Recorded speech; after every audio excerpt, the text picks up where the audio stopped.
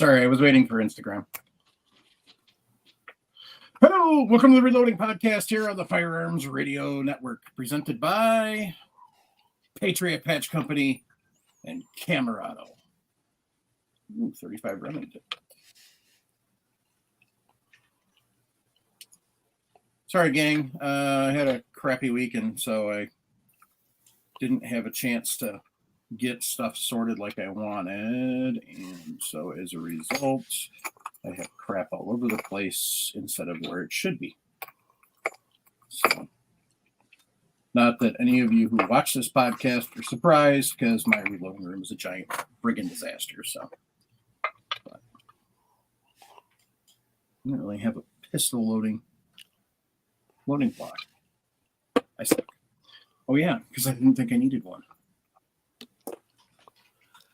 Okay. Don't mind me. I'm just rambling. Anyway,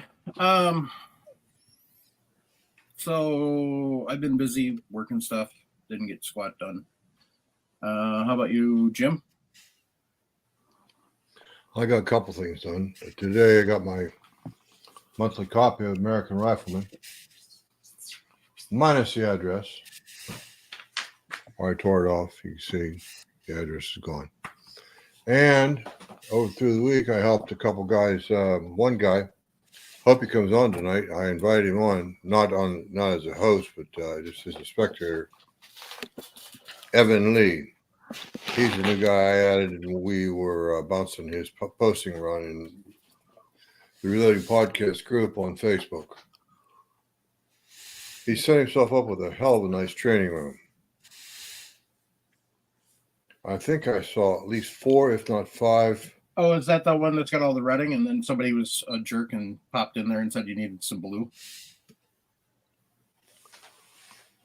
They said that. If that's the case, I'm going to go look at it. I kind of ignored the posting afterwards. Was that the training room that showed all the presses lined up and everything? Right. Mm-hmm. Nice green presses, single stage. Yep. Very, very nice looking room for teaching people how to reload. Yeah. And in the training room like that, my opinion and Mike's opinion, you don't have any business learning how to reload on a Dillon 550. That is not my opinion. Oh, that's my opinion. My point is, of course, one thing at a time. That's all. Mike and I are going to disagree, but I know his opinion. I know why. Yes, you can. I will not argue you can load single stage on a Dillon 550. I know that for a fact. Correct. I'm talking about learning to reload from day one. Well, yeah. I mean, you definitely only do one stage at a time, but there's no reason you can't have a 550 and just treat it like a turret press. Yeah. So, if you know, like a pistol cartridge, you're going to be loading mass quantities eventually. It is a punishment, in my personal opinion, to make someone buy a single stage press and then have to go out and buy a progressive press. Yeah, you're going to that's all they're going to load is handgun, and they're going to load lots of it. If you're going to get into hand loading, then yes, absolutely, single stage press. Because yes, you can do on a 550, but I think you're better off doing it on a single stage, in my personal opinion, unless you do all the upgrades that Paul's done. So it's expensive to upgrade a 550 to hand load. Right. It's where expensive. The single stage is not. Right. So you don't have to worry about all the tool heads and everything else. Right. So, but yeah, if you're going to, oh, sorry, Jim, go ahead. It would seem to lend a little bit weight to the argument. Stick with it. It would cost less money, I would think, to buy this 550 later on after you learn how to reload. To do all the upgrading, I mean. But you don't need to do the upgrading. Add the cost of the 550 and the cost of the upgrading. I think it would be quite a bit. No, you know what? It really that argument I just realized I'm contradicting myself. No, I understand your point, but if they're only going to be loading 9mm, they don't need all the fancy upgrades. Right. So, well, you know what, Mike? Your argument is valid if you're talking about getting into hand loading versus reloading. Paul, what's the difference in hand loading versus reloading? By the way, I think my wife's home. So, what, Jim? Never mind. I just realized I was wrong. Go ahead, Paul. Oh, no. No, I was just saying that the costs involved in hand loading with a Dillon 550 is up there to get the semi-progressive benefits, and you're still running the cases through two different tool heads. You're running it through a sizing and an expanding tool head for rifle, and then moving to a seating and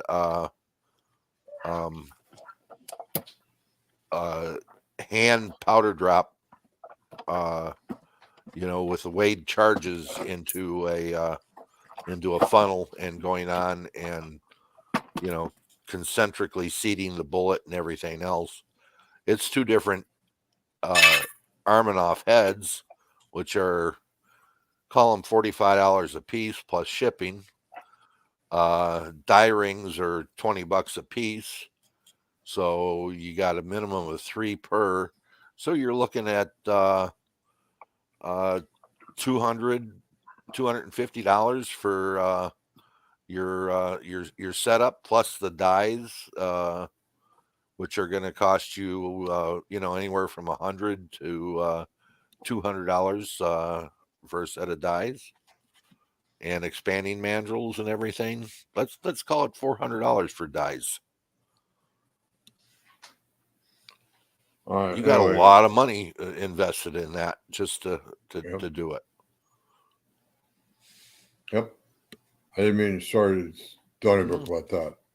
Oh, hey, no, actually, it's good that we had that conversation, because if you look in the chat, some agree with using the 550, some don't. So, so Clifford Zach said, even if you get a 550, I found that I still need a single stage for bullet sizing and Glock bulge busting. So, yeah, bullet sizing is more of an advanced hand loader type thing, whereas the bulge busting, yes, I can see. But I don't know. Could you bulge bust on a 550? No. Or does it put no? Because it pushes it all the way through. Right, it pushes all the way through the die. Yeah, so you wouldn't be able to. So, all right. So if you don't shoot black bulge cases, then you'd be good. Yeah. Stay away from the staple guns, people. Get a gun. No, do not listen to Mr. Nelson on the staple guns. They're not staple guns. They're called Glocks. That's a staple gun. You and I are going to fervently disagree on that one, Paul. Well, it's, there are guns out there that fully support the chamber, so you don't have that staple gun bulge. Gas and Glock caused that to be correct. The goofy thing is it should only realistically be like the earlier ones. Yeah, right? It shouldn't be Gen 4s and Gen 5s. So, but he says, range brass, you don't know what you get. So, Fraggle, you're also listening to a guy who owns a 1911 and loves it. I love them both. I will flat out say that Glocks are a staple gun, and I own one. Well, technically. So the fact of the matter is, whatever you want. I won my G22 for free. Nice. I bought my 1911 from gun shows.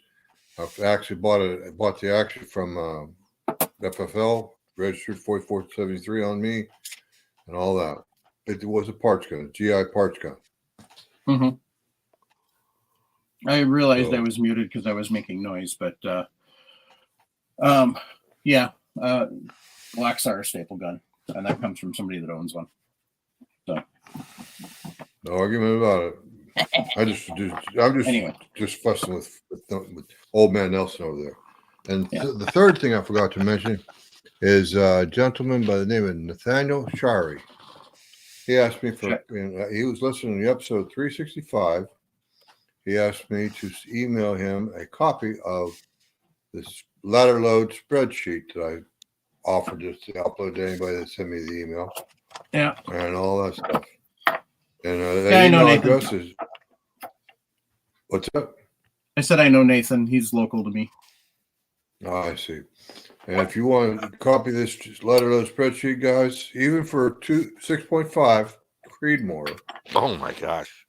Needs more. Oh. Needs more. Needs more room. Listen to the two guys bitching about it. Anyway, you can use this spreadsheet. I can bitch about when I actually own it. So I'm not bitching about it. How I use it for my 280 AI. I use this for my 280 AI, and there aren't that many people out there that own one. Anyway, the point is, if you want a copy of the spreadsheet, let me know. FlemingJim1953@gmail.com. By the way, I got 2 shout outs in the show already, Mike. Awesome. Well, I had a listener send me 10 pieces of alpha brass. And I sat down and took all my tools out and measured everything on it. And I have not found brass that good before, even using Lapua or Peterson. Neck thickness was out of this world. Primer pocket depths were right on the money. Case web dimensions were spot on and consistent. I was really impressed. With it. Even tested seating some primers in it, and consistently, without touching the primer pocket, got 6 thousandths of recess without having to worry about cutting a primer pocket. And bore scope the cases, and the flash holes are deburred from the factory. Nice. Really? Yep. Wow. We have a question from Facebook. I believe the guy's name Matt Contreras. Yep. He's wanting to know what is a straight wall cartridge. I think that's what we were talking about earlier, wasn't it? About doing.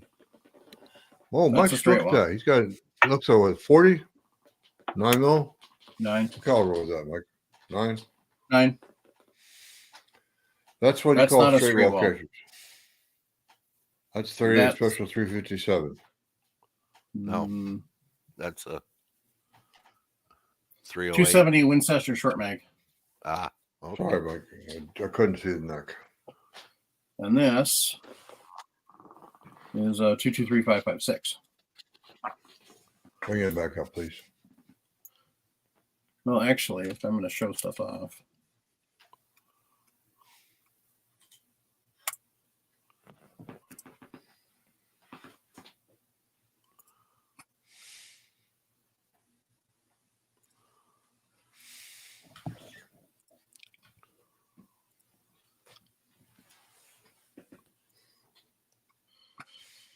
Oh, good grief.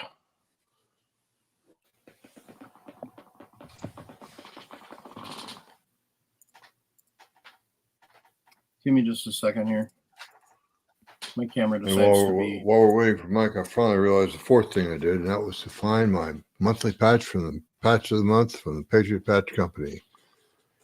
You fill my heart to full capacity, to even on my hat. And we're waiting there. One more thing on the alpha brass was that the case rim thickness was probably the best I've ever seen. It fits into my RCBS shell holder with with barely, I can slide in a 1,000th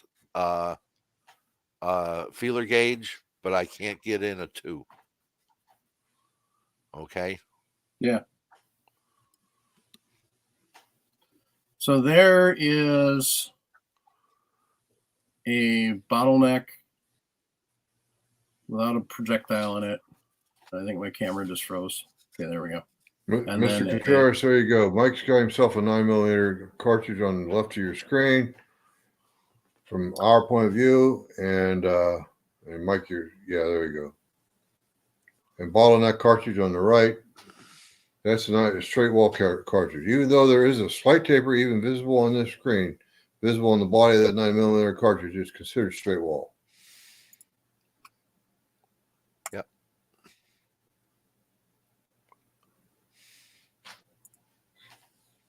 .45 ACP is another straight wall cartridge. 38.367. Yeah, we 44. We're not going to rattle them off tonight. We did that last week. Okay. Yeah, So, you're right. Because there's rifle cartridges and stuff too. So you're right. But No, but we're going to learn how to reload one today. yes. Yep. Good. Well, not just today. We're going to start today. Well, I know we're going to start, but we're going to learn this. You have to start someplace, Right. and we're going to start to learn how to remanufacture a fired round. Well, I have a question, a hypothetical question. If we're going to start, we're going to start from square one, or we're going to start with a recipe. No, we're going to start from square one. Okay, then we don't have a recipe. Nope. So what I have on my desk, we'll see if the camera will play nice now. It was causing my computer to lag out. I think that's partially streaming to Instagram.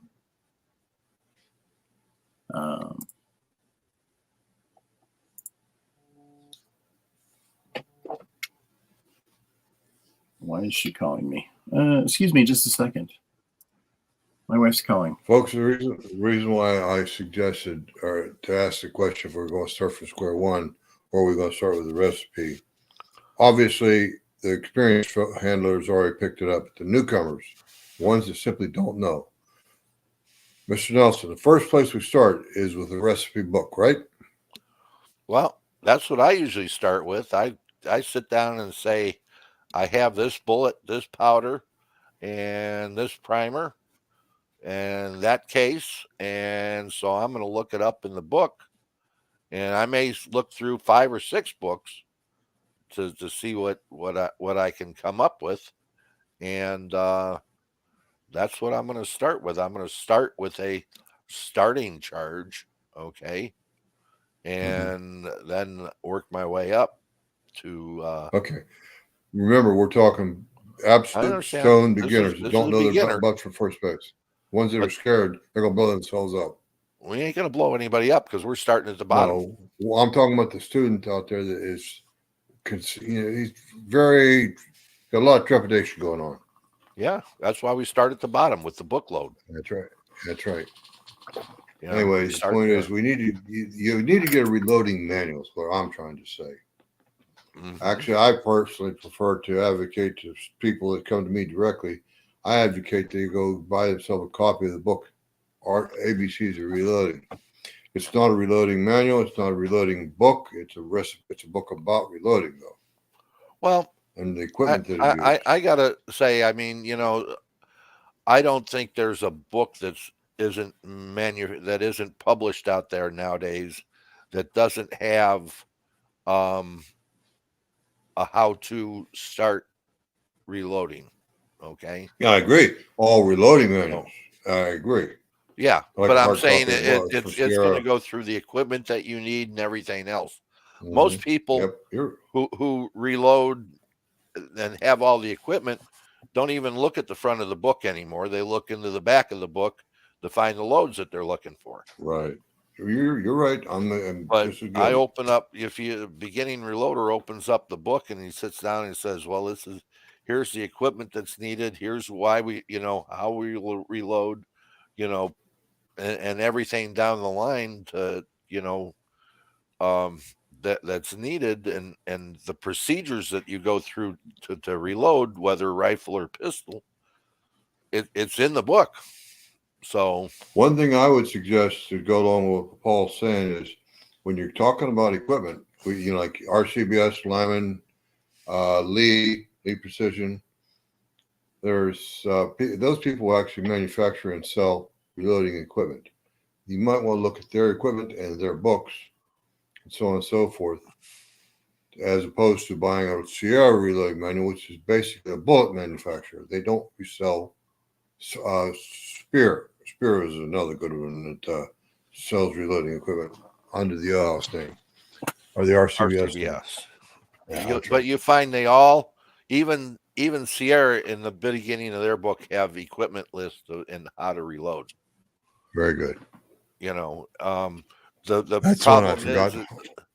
The problem is most people sit down and look at, I'm going to go online to get a load.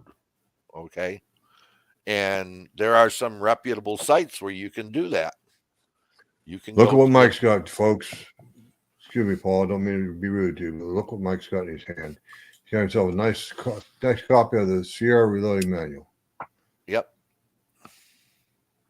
That book he's holding on to, loose leaf binder like that, is about what, 800 pages, Mike? Yeah. Maybe 9. 1150. Wow. Wow. Holy smoke. You were a little off. Holy smoke. Lyman's only 528. My I lost my Hornady book. I don't know what the heck happened to it. Yeah, that's one I forgot to mention is Hornady. Yeah, I lost it. I don't know where it is. It's somewhere in this mess, I think.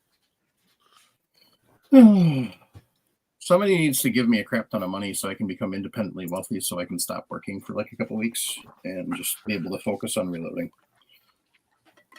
Anyway.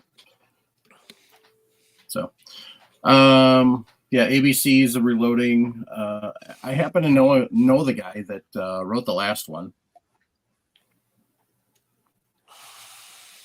So, or was that the Gun Digest on reloading? No. Thank you, Ryan. Good point. Both comments you made there are very good points. I want to talk about, folks, is he agrees that the ABC book is a great tool. However, on this, a lot of our folks are visual learners. In other words, they learn by doing hands-on. And a lot of people learn by going onto a site, onto a YouTube site like ours to learn how to do it. Okay. That's right. And that's not necessarily the best way to go. Well, I'm not going to kick it, because how many of us go into, we got a problem with our our furnace, okay, and we go onto YouTube to see what the heck is how to fix it. Done it. All right. We do that. That's right. I did that to fix my wife's dishwasher lately. There you go. What you got, Mike? I can't read it. Yeah, I know. Stupid freaking. Let's see if it shows up here.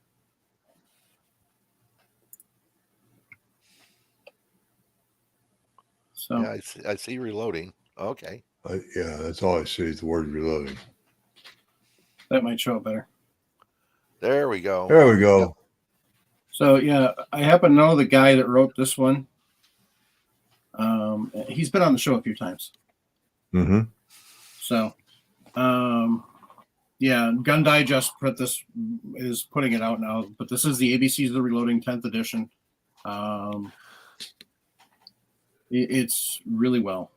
So, but you can get the older ones too and get the gist. So, I mean, as far as overall process,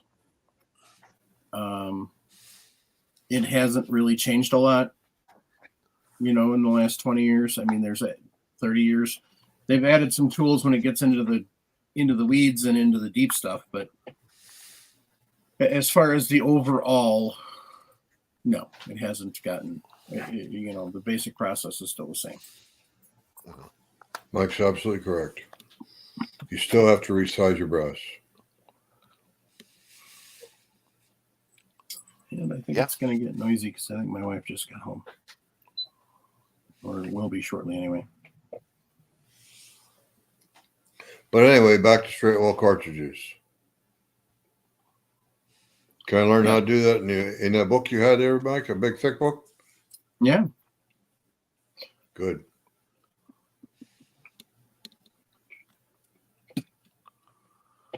All right.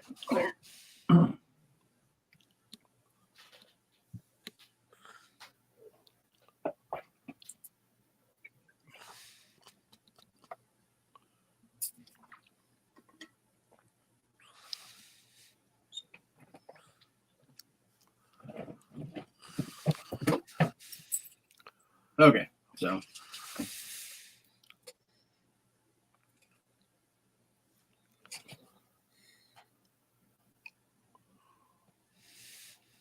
this is called trying to move my powder dispenser over so it quits being interfered with. But I don't know if I'm going to plug it in. So, because as I'm sitting here, it's bouncing back and forth and it's not reading properly. So, one of the problems with the IntelliDropper and the others type of dispensers like that, the electronic ones, is they are interference sensitive, shall we say? They're sensitive to everything. Yeah. So interference sensitive, especially. Mhm. But so what that means is they tend to take electrical interference and not read right. So You'll find that most of us here on the show, on the host panel, most of us are subscribed to the buy once, cry once theory. mm-hmm. In other words, I'm trying to say, for example, Mike's talking about a digital scale behind him that he's had trouble with. Buy yourself the best scale you can. The beam scale, if you can, buy yourself the highest quality you can afford. But I realize there's a key word in there, afford. There's one scale out there on the market that Mike actually curses. I've heard him actually do it right here on this show. Mm-hmm. And there's one out there that I sing praises to this day. And that's my RCBS 1010 made by O House under the RCBS logo and label. And I sit down and I say, well, an FX 120i for about $530 is my scale probably costs half what Paul just mentioned. Go ahead, Paul. Finish it up. Is an extremely accurate scale that measures out to 0.02 of a grain, and it is sensitive to air conditioning, heat, and changes like that. But if you're in an enclosed room, it's not a problem. But it gets into the weeds as far as hand loading goes. So I'm not going to go into it, but I do agree with you. Buy best you can afford. And if that's an RCBS 505 or a Reading or an A&E J123 or IntelliDropper or whatever, buy the best you can.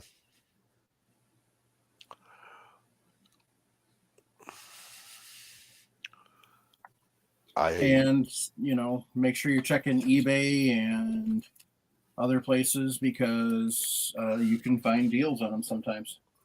Yep.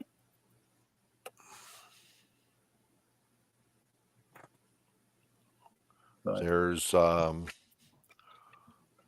places on the place that shall remain nameless that have exchanges on them that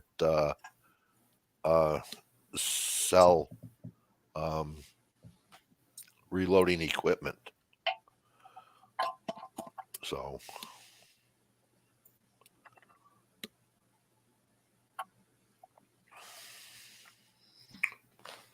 off the top of your head, Mike, you'd be more familiar with this than I am.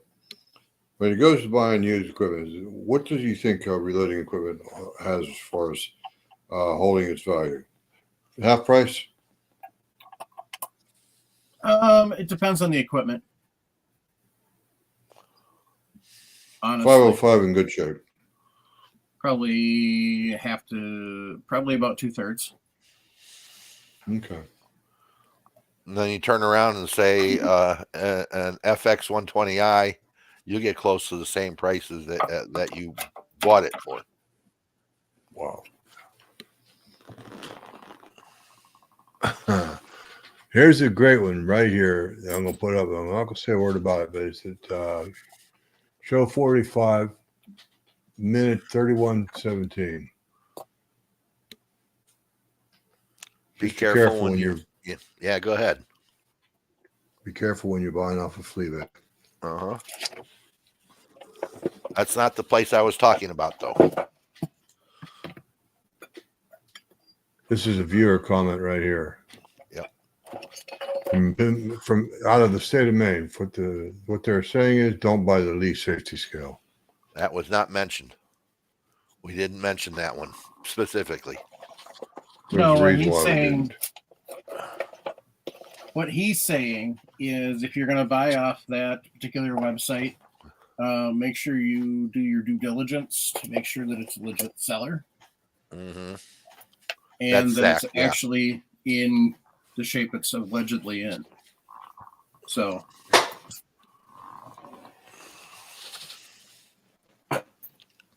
Once it, excuse me, once the item has been shipped to you, you paid for it and then shipped, and you received, you open it up, and you don't have much recourse. Only thing you can do is to inform eBay about the transaction. Well, you also read the transaction before you go buying it on that. Yes, sir. Because a lot of times say as is, and they don't know. The reseller may not know anything about the item, and he wasn't, he bought it from someplace and he's trying to unload it, and he doesn't know if it's right or not, if it's good or not, but he's selling it with no warranty. Back away from it. If it's electronic or any kind of scale, back away if they're not offering a warranty with it. Yep. A return policy. Yeah. With a reloading press, I don't think you got too much of a problem. Unless they're selling one of my old ones. That's funny. I've actually run into the same problem you're talking about, Paul. People selling bullet molds on eBay, and I get into a discussion with them, and they simply don't know what to look for. That's right. As far as what I need, what I'm asking for. Usually, I wind up asking for a picture of the inside of the cavity. Right. Because I want to know what kind of bullet style I'm getting. And they barely know how to open it up, okay? Yeah. Mm-hmm. So. And I want the bullet number so I can figure out the diameter and style. And good luck finding that. Do you have a wire brush handy? No, but I have a toothbrush.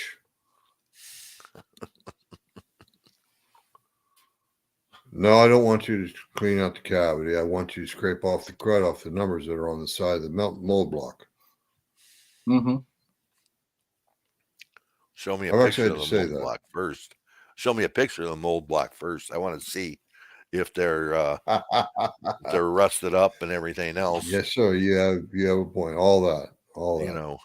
So, and the old way, the people used to store them with a cast a slug in them, especially with the iron one. With the iron ones, Mhm. They It tended to plugs rust. So without cutting a sprue. Don't forget right. that. Without cutting a sprue. Yep. And you could beat on that rascal for a while before it'll come loose or cut loose. Yep.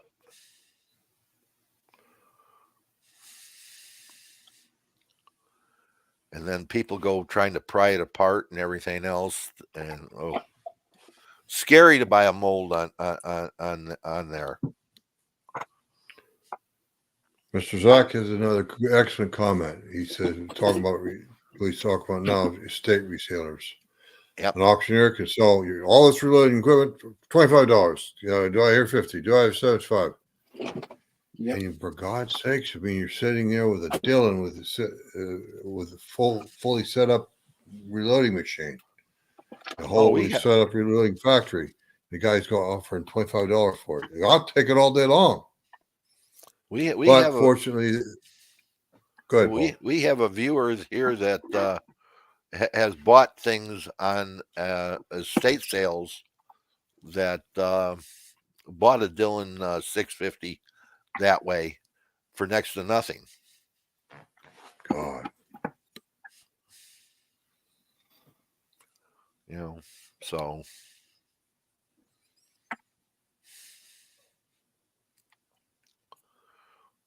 I've never been that lucky. Nope, Yeah, I haven't either. So yeah, I have done well with bullet molds. I'll say that. I'm sorry, Mike. I cut you off. No, I was just saying, you got to be careful, and I haven't been that lucky either. So anyway, I have to go get a extension cord to be able to plug in the IntelliDroppers. So I'll be right back. All right. We could fight about Glock staple guns, Paul.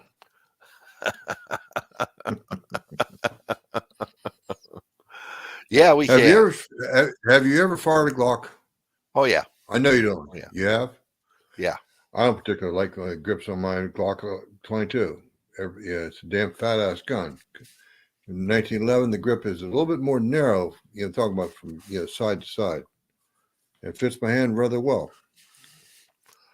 But I can't soup up the loads a whole lot in my 1911 compared to what I could do with my G22 and 40 S&W. You can't soup the loads up. You can't get it going as hot. That's right. You have a 40 in 1911. No, that I don't have. Okay. I wish I did, but I can't afford it. Okay. The only one I know of is out there commonly made would be Kimber.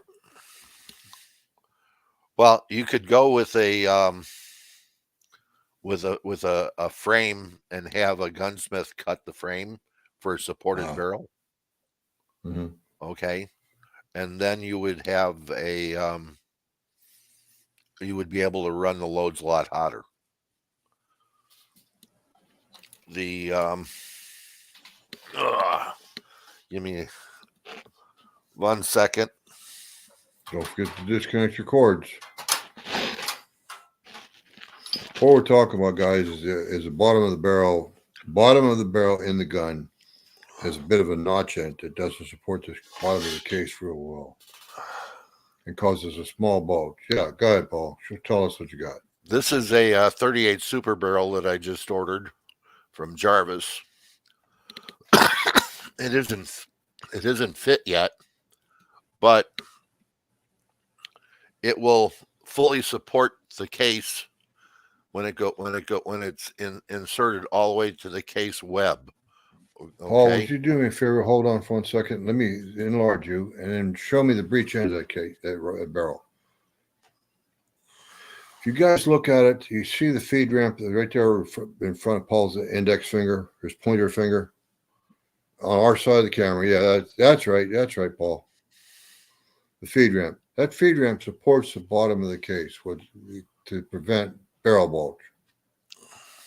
Well, what really supports it is at the end of the feed ramp where the case goes in. And I think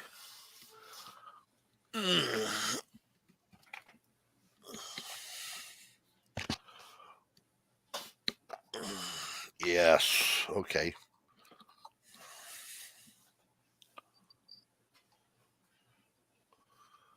That's how the case fits in a fully supported chamber. So the only thing sticking out of the barrel is actually the extractor groove. Yep. Extraction groove, not extractor. Yep. The ramp is Okay, but just we're to get it. talking. Go ahead, Paul. Sorry. The ramp is just to get the bullet to travel up in there to go in. So it will come up like this and go in. And the difference is this is a Clark cut for the 1911, and it's cut back here. This part right here is cut deeper into the slide, into the frame, to allow the this whole part to the whole portion of the barrel to fit in. So you can order one of these in 40 if you wanted, Jim, and have your frame modified to fit that or that profile, and then you fit the barrel to the slide, and you would need a 40 slide to go with it. But yeah, I mean, there's people out there that make slides for it, $200. A barrel like that is about $230. So you're into it by the time you got done with the frame modification, $500 to modify a 1911 to 40.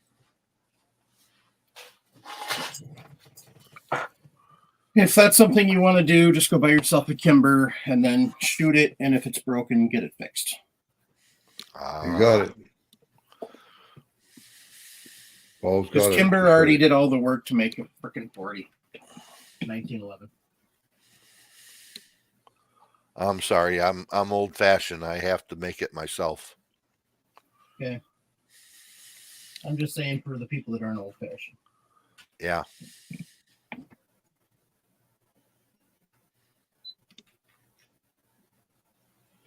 So. And normally I wouldn't recommend a Kimber.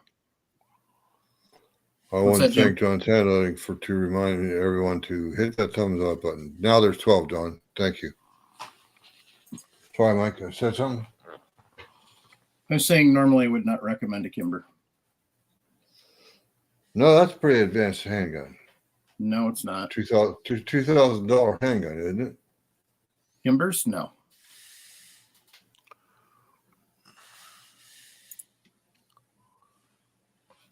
Kimbers are just a brand of 1911, but they've had some issues in the past, and to my knowledge, they're still having issues with some of them. So basically, the rule of thumb, whenever I sell a Kimber at work, I tell them to go out and put at least 500 rounds down the barrel to make sure you're not going to have any problems.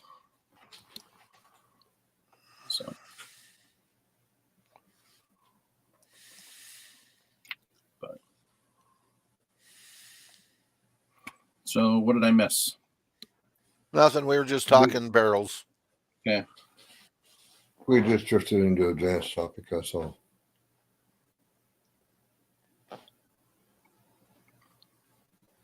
Well, drift is probably a pretty slow word. We jumped straight into it. We got into the barrel bulge, the Glock bulge and all that. Right. Okay.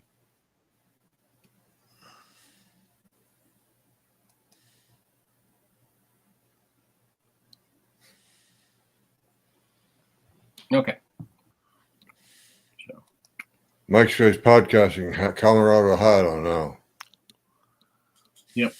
So, Andy 79Z28 said, "Don't shoot all 500 an hour, so the barrel might melt." I just need a barrel cooling device. Anyway,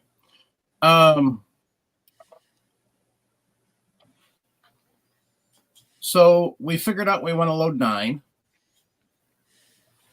Okay. We have tight group for powder.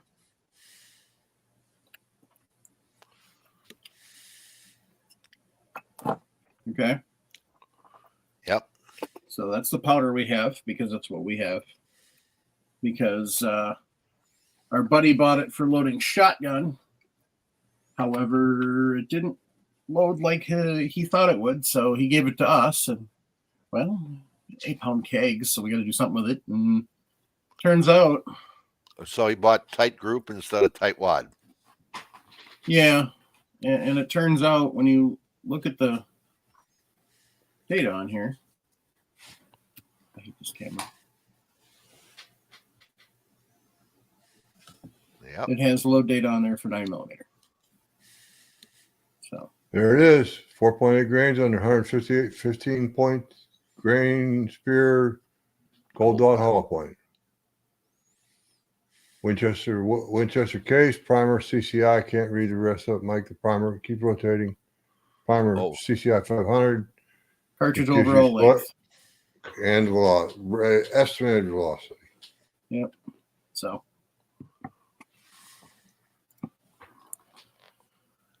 One of these days I'm going to get a GoPro for that stupid thing, but I got to get the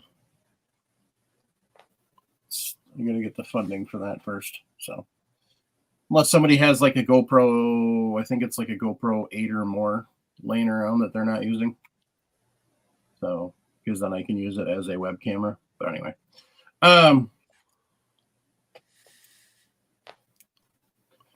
so John had made a follow-up comment. John's Hand Loading had made a follow-up comment. One of the older guys that blasts thousands around a month at the club I go to has many, many Kimbers and loves them. Your mileage may vary. No, here's the problem with Kimbers. When they're brand new, they have issues. Not all of them, but a good chunk of them. Whether failure to feed, failure to eject, or at least they have. I don't know if they're getting better or not. Allegedly they are, but I haven't seen one way or another. It used to be they didn't think it was a problem. They were blaming it on ammo, and then they started admitting it was a problem. And so now if you have issues, you call them up, and then they deal with it and work with you on it. But once you have them fix the problems, then away you go. I know many people that have had theirs shipped in and reworked by Kimber, and they get them back, and then they're fine. So I don't know if it's a QC issue or what, but that's kind of the bottom line on that. So we need to find a recipe, right? Hello? Yep. Yeah. What's well, a you have a recipe? recipe right there on the side of the powder bottle. Yep. Is So we that a found starting that. load? That's probably a starting load. Am I right? Or is it, how can I tell? That's I'm not sure. So we need to figure that out. Is it a starting load or not? How would we figure that out? The I'd thick go books bu- you had a while ago. I'll bet you that have some answers. Like the Hornady? I think the Hornady is Oh, up yeah. to 11th now. But well, I would go because it's a Hodgson powder. I'd go to the Hodgson website, and Yep. I'd go there first. Select the 9mm, then select the bullet actual bullet that you're using, because I don't know if you have a spear gold dot hollow point that you're going to load, or if you're going to load 115 grain berry Correct. round nose or whatever. Actually, So- that is exactly what I'm going to be loading is 115 grain round nose berry. Okay, so it would have that on the Hodgson website. Yep.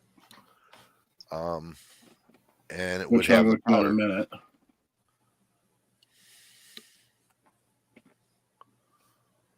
Well, that's interesting.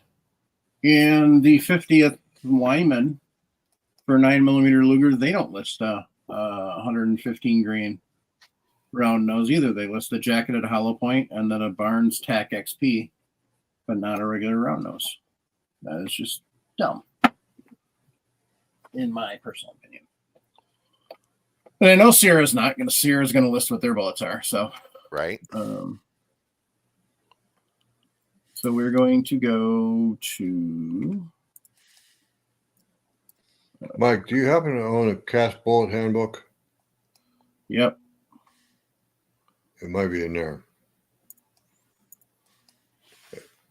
Is it that berries? Is it a lead bullet or is it jacketed or is it coated? It's plated, so you can shoot it just like Plated. a jacketed. Well, wait a minute. If are all 115 grain bullets the same? You would think so. You would think so, but not necessarily. I agree. Guys, we're talking your safety, not ours. We realize that there is a difference. But, we do try to tell everyone, stick with the published load. We want 9mm Luger, not 9mm Luger plus P, because plus P is a more louder banger round, right? Higher pressure load. Yep. Well, that's interesting. So I'm on the Hodgdon site. I chose 9mm, 115 grain, and Hodgdon powder, and it does not. Oh, there it is. There we go. Never mind. I had a brain fart. So it should give you 2 loads. It should give you 115 grain lead round nose. Yep, and the gold dot hollow point. Right, and the gold dot hollow point is 4.8 as a max load. So that recipe that's printed on the can or on the bottle are max loads. Yep. So at least in the 9th. Yep. So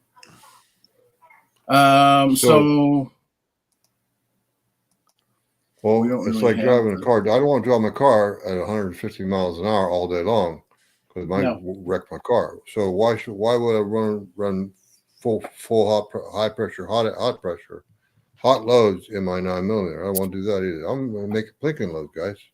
Mm-hmm. Right.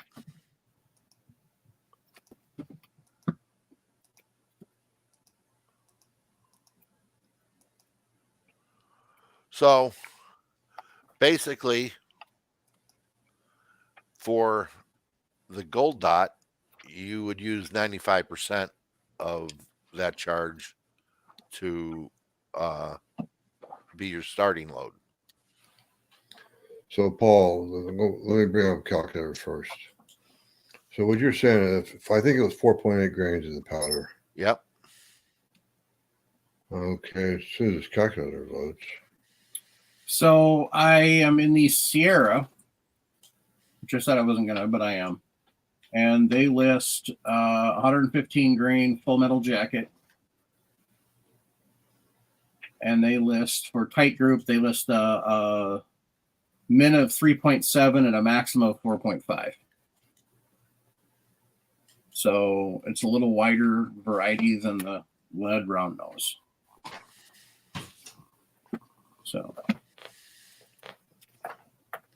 So given that it's 3.7 to 4.5, we would probably choose somewhere in the middle. Okay, to address what we were trying to get at, Paul has come up with a way that you can reduce load into a little bit less pressure area. You multiply the actual load that we showed you on screen, 4.8 grains of tight group, times 0.95. That'll give you 95% load. It'll also give you 9% of the powder, which equals out to about 4.56 grains of powder. Right. Round it down. Yeah, that's a good point. Which is then showing max. Which is then max load for according to the Sierra book. So right now 4.5. we've already found variations in load. Mhm. Bullets make a difference. That was FMJ Yeah, in the Sierra book. bullets make a difference. So Well, you did say that we can reload that Barry's bullet that's plated just like a regular jacketed bullet. As a lead bullet. no, I've always used it as a lead bullet. okay. My loads are as a regular. Okay. So 454 bore says he uses the spear loading book for plated bullets. But yeah, I definitely use the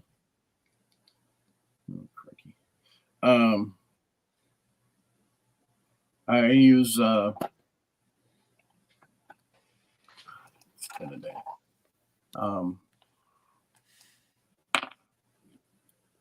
Full Metal Jacket. So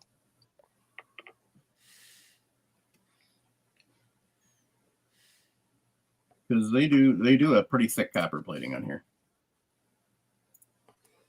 So this is one I cut apart. The plated bullets, they're totally jacketed, right? You got it even on the top and bottom, even on the base of the bullet. It's got a copper skin on it. Mm-hmm. Isn't that what they call the TMJ, totally metal jacketed?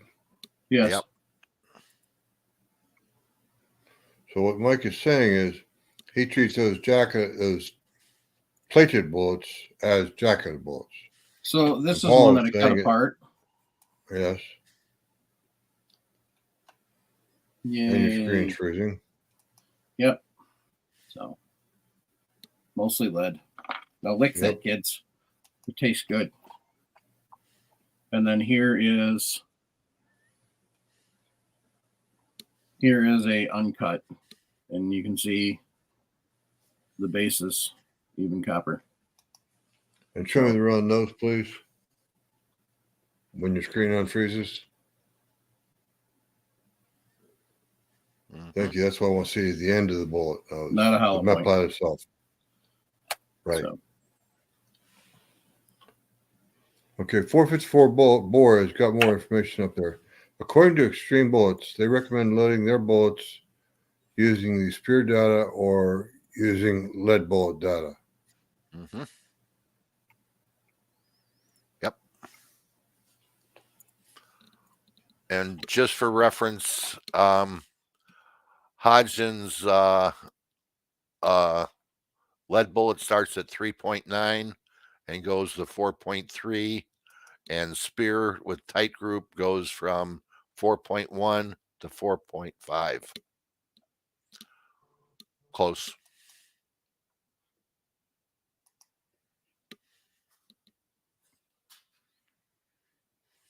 You're right. It's very close. So this is directly off the Barry's website. Where can I find load data for your bullets? Load data from any load manual or website can be used. Full metal jacketed, lead bullet, or plated bullet load data can be used as long as the following standards are adhered to. The data contains a correct grain weight of the bullet. Barry's max recommended velocity is not exceeded. So for standard plate, which would be these, max velocity is 1250 feet per second. Mm-hmm. So when we switch back over to the Hodgdon, if we stick with the information on the bottle of that 4.8 grains, it's only moving at 1158. So we're well under that max velocity. So this is reloading, guys. This is an important thing.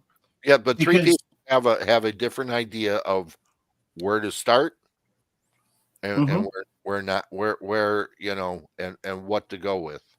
Yeah. I'm a little more conservative. I'm sitting down at 3.9. Mike's a little hotter. Fine. I mean, It's safe any way we look at it because we're only looking at 25,000 psi in a 35,000 psi cartridge. That's So yeah, I mean, what I did is I went directly to the manufacturer's website. I went to Barry's, and they said flat out you can use FMJ, lead bullet, or plated bullet load data, as long as you're not going over 1250. right. 1250 would be feet per second for Correct. the 115 grain bullet. Yep. So what I want to do, what I like to do with my loads is I like to run the middle. I'll start at the middle. So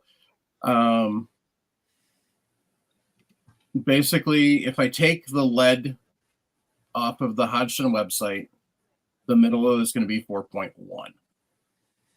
3.9 is the min, 4.3 is the max. And so then if I go with the middle, that would be 4.1. Now, if I use Sierras, it's still going to wind up being 4.1 because actually it's 4.15, but we can't, I don't have a scale that'll do halves or do hundredths. So I would probably go 4.1 or 4.2. So, but we're not using the gold dot hollow point load. So, And just so you know, the spear manual using tight group between 4.1 and 4.5, you'd be at 4.3. Yeah. 4.2, 4.3.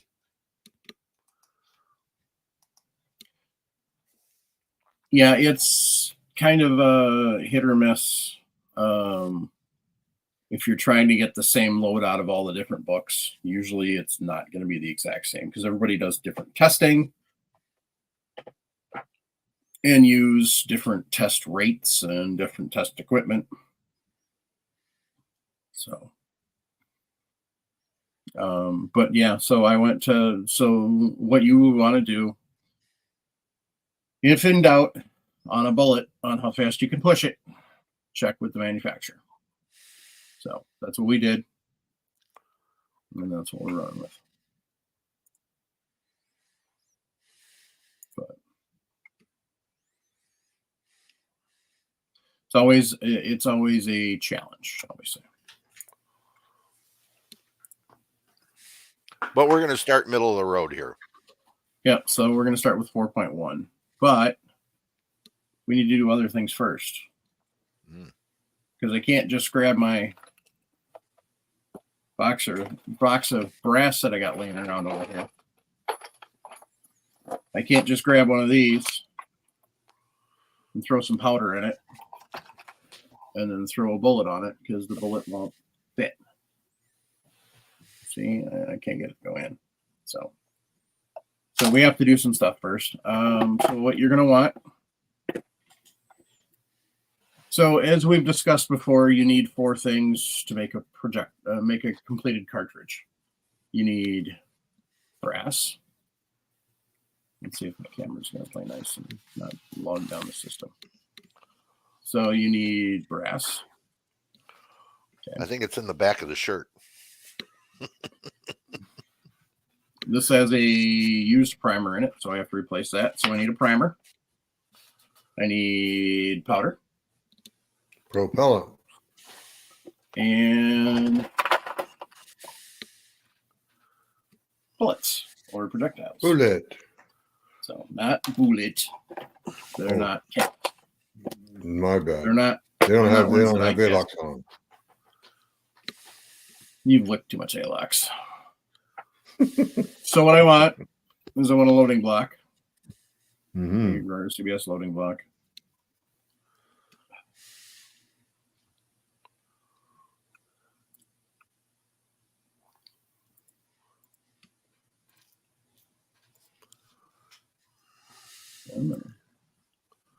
There we go. How many rounds does that thing hold, Mike? 1, 2, 3, 4, 5, 6, 7, 8. 1, 2, 3, 4, 5, 6, 7, 8, 9, 10. 80. Wow. It's kind of weird.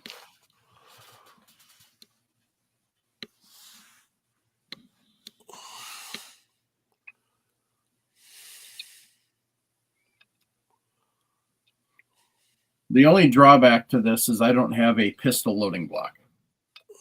So, as you can see, it barely sticks above. So that does make things a little challenging.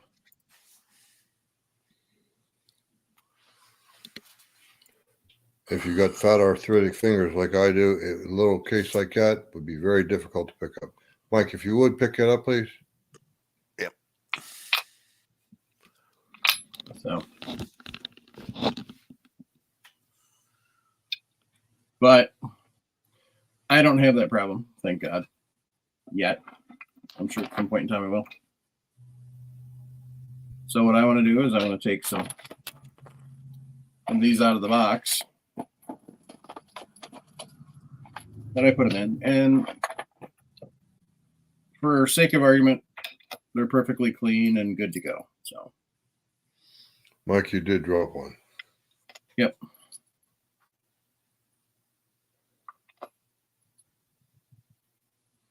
Actually, we should go this way. That's 10.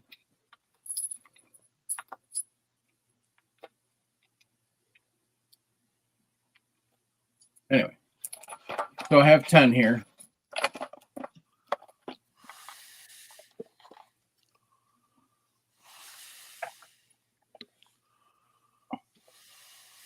And so we need to do a couple things to this.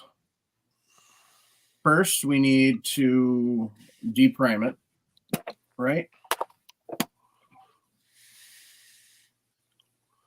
Right. Well, that depends upon your reloading die. If it's a resizing die, decapping die, you could do both at the same time.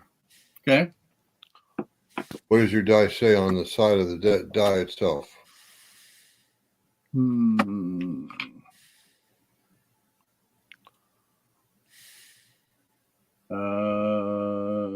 It says Lyman 9mm Luger TC size. You say a seating die? Nope. Okay, sorry, I couldn't see the decapping bin. So I guys, didn't what we're telling you is this is a resizing die, decapping die. Two purposes, two tools.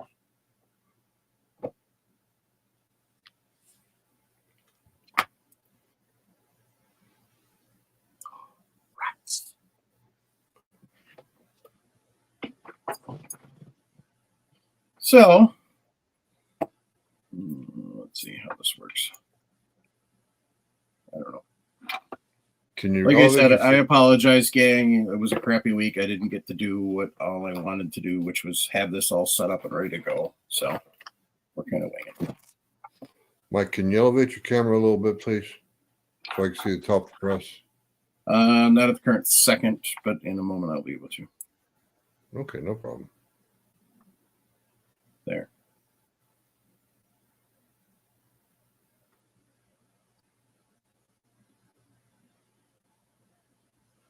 So I just literally stuck the die on there. I didn't tighten it down or anything. So what we need to do is we need to, first off, down here, this is called a shell holder. We need to make sure we have the right shell holder for 9mm, which we probably don't. Because I bought a Lee set, have an entire set of shell holders, so I don't have to worry about that problem. As soon as I figure out where they went.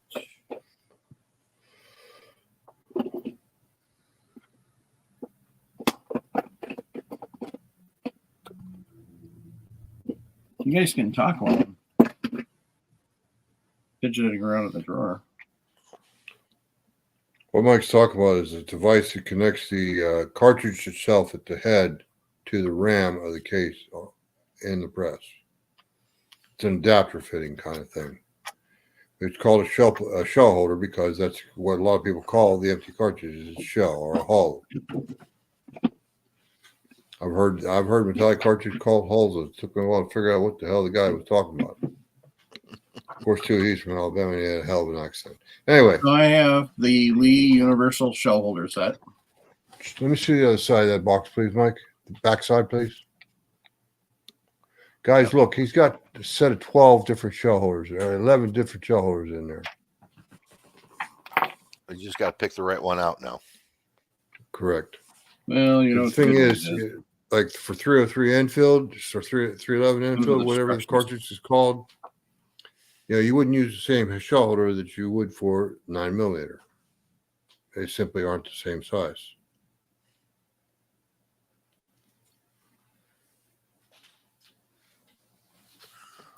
Mike's in the process of using that little chart that he showed us to figure out which shell holder he needs to find out which shell holder number he has to pull out of that tray. So it says 19 or 6, and I have a 19 right here. Okay, Mike, while you got it in your hand, throw that empty case in there just to show us how it fits. Yep, on screen.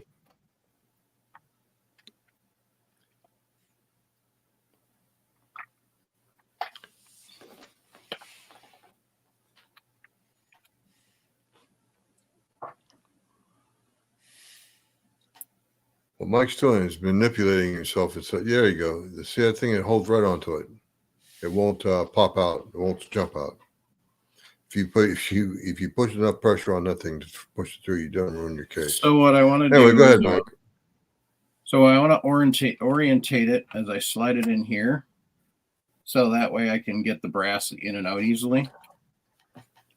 Now, normally I would have it facing this direction, but because I don't want to block this with my hand, I'm actually going to turn it backwards so that I can put the brass in from the back side so you guys can see what I'm doing. If I'd have thought about it, I'd put a background back here so it's easier to show up. But so we've got our piece of, we don't need that in there. We have a tidbit from the peanut gallery, which is a very good point from Mr. Zach again. What he doesn't like is each company uses different numbers on their shell holders. You got a point, but they all make the same kind of shell holders, or the adapters to fit from your cartridge to the ram of your press. So what we want to do is we want to set up the die.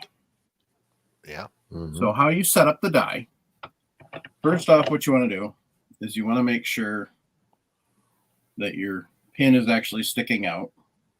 And what you can do, what's kind of important,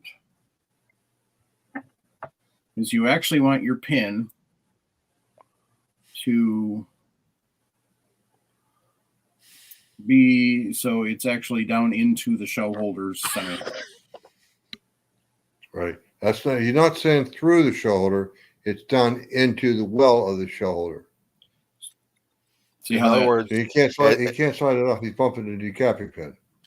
Yep. In other words, the pin is protruding past the base of the shell holder. Yep. On the face part of it, where you're, so yep. It pushes the primer out past the web of the case. Mm-hmm. So what I'll do is I will usually turn the lock nut, that's this right here, almost all the way up before I start. And you start slowly twisting it in, and what you do is you put the ram. So most single stage presses, you're going to take your handle and you're going to push it all the way down so your ram's at full height. You're going to crank your die down until you feel it touch the ram. And then what I will do is I will drop the ram out of the way. I will turn it another half turn.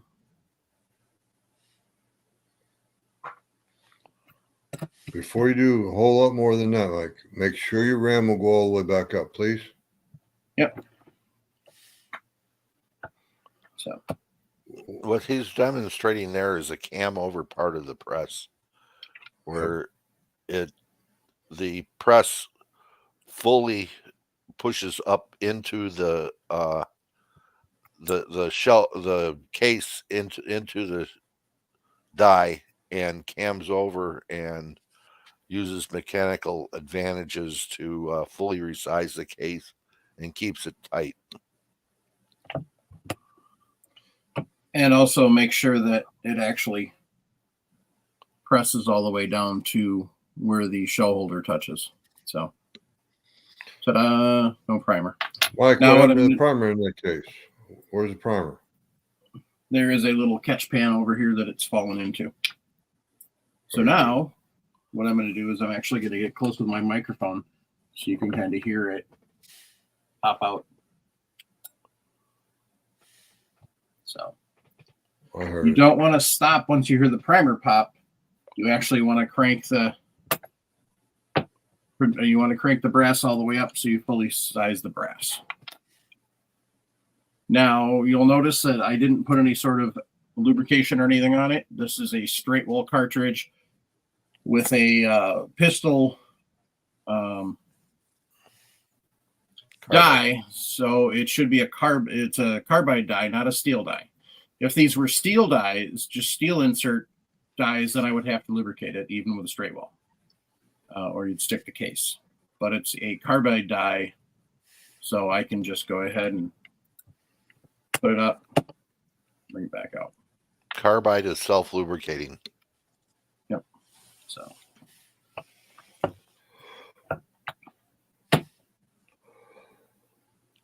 and the reason that you want that decapping pin going way down is because if it doesn't, then what happens is the primer doesn't come all the way out, and then you can't get it out of the shell holder. And I've had that happen a couple of times when I'm setting up dies. So it's easy enough to fix. What you do is you just you adjust the decapping pin, and you'll have instructions in your die instructions on how to do that. And you just make it go down farther, so that way you can punch that primer out the rest of the way. So.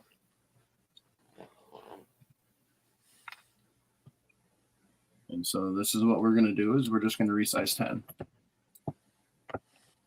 Because I'm not making a huge bunch. That's what I have a progressive press for. This is for instructional purposes. So. First time I ever did any reloading on a French press, I only reloaded 6 rounds. 6 rounds. 6 rounds. Yep. I remember that story.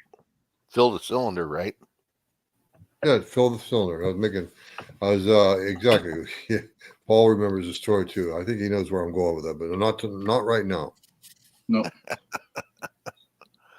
So you'll notice that when I actually put the locking ring down, I did not tighten. There's a set screw in here. I didn't tighten that because I don't need to. I'm not going to be using it enough or working it that much where I have to worry about it possibly backing out or leaving it in here long enough. So next, what I need to do, and actually I think that's where we're gonna stop tonight, is it's already 8:30 and I want to start getting these shows a little shorter. So that's all we're doing for tonight. It's a good place to stop, Mike. Thank you. Resizing. Next week we'll pick up with what we need to do for the rest of the way. So, but we'll just stop there for now. I'll leave the die and the press and everything, and we'll go from there. So we have 10 cases that have been resized to factory SAMI minimum. Correct. So they should fit any gun that is chambered in 9mm Luger or 9x19. Mm-hmm. And that's one of the things that I'll have for next week is I'll have a barrel that's not in a firearm. They tend to frown on having firearms on lives on YouTube. So yeah, that's, we went through the recipe, how to decide what you're going to do, the basics of trying to figure out, is your recipe right or not? And I purposely chose, I have some 115 grain full metal jackets around here somewhere. I also have 115 grain hollow points around here somewhere. Actually, right there, 115 grain XTPs, which we could use the gold dot data for. But I specifically chose the berries because it presents an issue. However, berries is a very popular projectile. We sell the heck out of them at Cabela's. We've got the 500 round or the 500 round packs, or the 250 round packs and the 500 round packs. Sorry. And on the pack here, it also says max velocity. It also has that max velocity warning. So that's kind of why I purposely chose the berries to do the demonstration, is because it did add that extra question level. So I want to take time to thank Jake and Ryan over at Patriot Patch Company.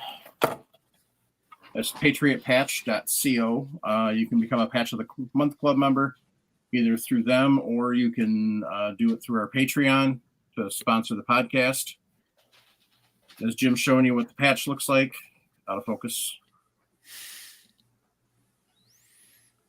There you go. You fill my heart to full capacity. And then I'm actually going to show you all the things you get with Patch of the Month. So you get the patch, and then you get a sticker, and then Ryan's original drawing. So that's what you get to be a Patch of the Month Club member. Like I said, if you want to support the podcast while you're doing it, you can head over to firearmsradio.net and then go down to the podcast page, and there's a link there. While you're there, you can also go visit Southern Gals Crafts by clicking on Buy Our Merch. And you can see all the cool stuff we got sitting over there, which is some pretty sweet stuff. We have t-shirts, Reloading Podcast, Anatomy of a Pew, or just a plain Reloading Podcast. Anatomy of a Pew says that the primer is a bang button, the brass is a metal holdy thing, the gunpowder is magical fire dust, and then the projectile or bullet is a freedom seed. So it comes in sport gray, white, and military green, anything from small up to 5X. And we also have that in a hoodie with the same thing. We also have a t-shirt and hoodie for where it's just got the Reloading Podcast logo on the front, like Paul's and Jim's shirts do. Mine's in the wash, sorry. And then on the back, it says defund of the ATF, or the other option is ATF 1 star, not fond of, would not recommend. And like I said, those all come in small to 5X, either sport gray, military green, or white. We also have some tumblers. You can get the podcast logo like Paul's holding up there. You can get it with brass. Jim's got the American flag, and I have the extruded powder one, but I don't have mine here currently. So, yeah, make sure you swing over there and pick it up if you want to support the show by grabbing some merch. So, and then Mike, 1 second. I wanted to show you the variety of work that Brian Cross does. Look at the difference. One's Seeking Love. They're similar, but they're different. One's for last year, Seeking Love, and the other one, Fill My Heart to full capacity. But look at the quality of workmanship that man put into these stickers. I just happened to run across that sticker from last year. You're better off showing off the patches because they really show the detail, but just grab a couple of patches. I'll see if I can look up. I'll see if I can look up that patch. So here's 3 different patches that are not the current month. So you can give an idea of the different details. And yeah, they're not reflective like the stickers are. So sorry, Mike. Go ahead. No, but you get to see the detail and how it's not all just one flat. There's different levels of stuff in here. And I can grab more patches too. Here's another one. So Projectile P. So That's from last August. Nobody be taking me R15. So. And then this was last March's. So. Yeah, that's just a few that I got down in there. Excuse me. So, yeah, Jake and Ryan over at Patriot Patch Company. Make sure you swing over to Southern Gales Crafts and buy some merch. Also, we want to thank Don't forget Sean at Camerado. Camerado.com. That's CAMORADO.com. A couple weeks ago, I'd mentioned about giving away a $50 gift certificate. Some stuff came up and I didn't get that done. So, we have a guest next week, by the way, for part of the show. I'm not telling who it is, but we have a guest. But and then we'll go back into, and then before the show is out next week, we will announce how we're doing the giveaway for the Camerado gift card. So, all right. As far as Camerado goes, come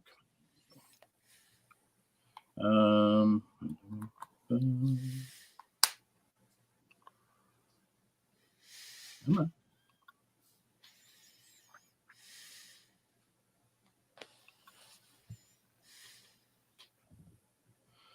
So, excuse me. Say goodbye to the same old bland camo designs. Camerado brings a fresh, cool edged camouflage. It's not designed just for function, but to be turning heads as well. With Camerado, you're not just wearing camo, you're making a statement. Unlike traditional camo, Camerado is for both performance and fashion.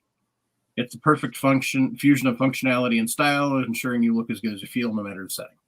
I mean, this is definitely, the camo, the way it looks and everything is, stuff that you could wear out. It's not going to look as, it's not going to stand out like your Timberland or your Mossy Oak Breakup or your Mossy Oak Bottomland or your Real Tree patterns or your digital camos and stuff like that.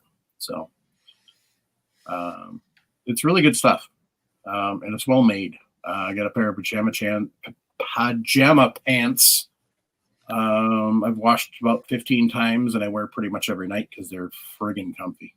So that's camerado.com. So that's what I got as far as that. So shout outs. So I met up with Pete DeWitt on Sunday night. Pete DeWitt is the Patreon that won the IntelliDropper a couple weeks ago. He had a Dylan Square Deal B that he just never really got the hang of and never got going with. And so he's donated that to the podcast. So he was going to be in the area. And so we met up and sat down and had a chat for a couple hours or about an hour or so on Sunday night. He gave me some show ideas, so we'll be looking at that in the future. But it was a fun time. I love meeting up with listeners if I get a chance.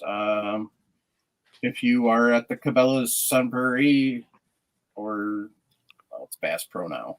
But if you're at that store in Sun Prairie and it's a Monday, Friday, or Saturday night, you're more than likely going to find me back in the gun library. So stop back, say hi.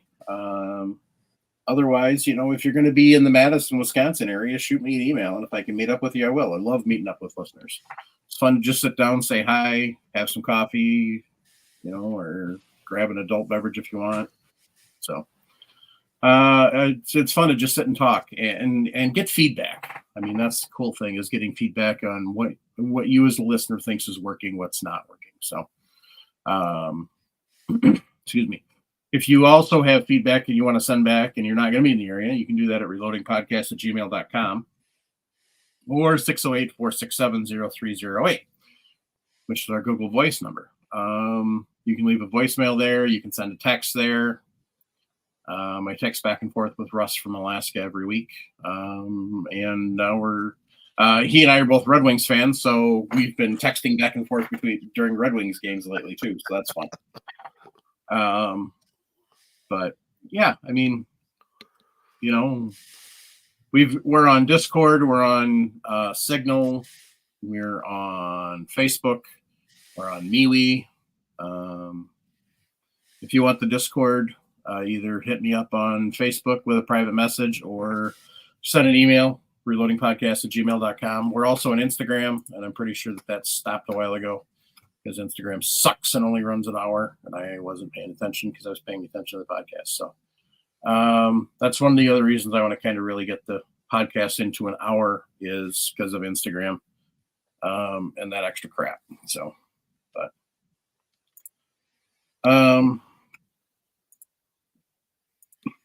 but mainly, we spend a lot of time we spend a lot of time with dead air and a lot of time kind of screwing around and getting off topic and stuff. So we're working on it. So one of the things that I didn't mention that Clifford Zach said is when you're setting up the die, make sure your decapping pin nut is tight too. Like on a Lee, if you don't have that tight, it'll literally push the pin right up and out when you go to decap the primer. So,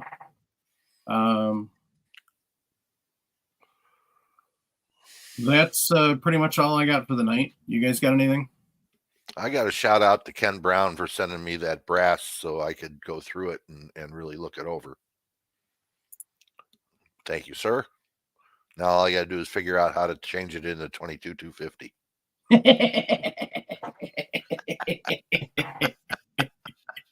Oh, that's funny. So, that's kind of all we got for tonight then. So on that note, keep your brass shiny. Grandpa told me, don't listen to my mama. Violence does solve problems. And as I always say, support the Second Amendment. It's the most important right we have. It guarantees the other ones. Local organizations, national organizations, doesn't matter. Just make sure you're getting involved and call your Congress critters. So, most importantly, the thing that we share is if you're struggling with mental issues, mental health, depression, whatever, 988 from your cellular device or 1-800-273-8255. Reach out, get some help. It's not a weakness to reach out and get help. It's a sign of strength. So we want to keep you here and we need you here. So good night, all. Good.